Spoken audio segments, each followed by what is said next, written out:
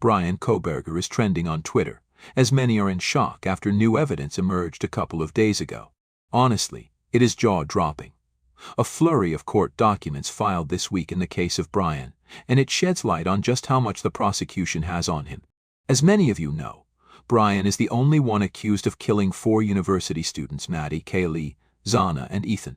Bryan's trial is expected to start in August and will probably last more than 3 months. Prosecutors intend to introduce evidence of Bryan's click history at Amazon.com, showing he purchased a K-bar knife, a military-style, fixed-blade knife, along with a sheath and sharpener in March, 8 months before the killings. A K-bar knife was found next to one of the victims. The Amazon click history also shows Bryan searched for a K-bar knife in the days after the killings. How interesting is that? Why was he searching for a knife after the killings too?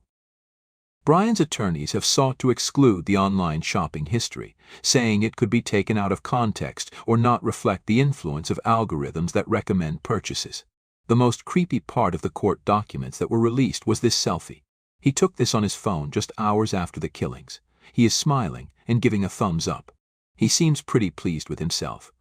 This selfie seems to be taken in a bathroom, with the shower curtain moved to the side.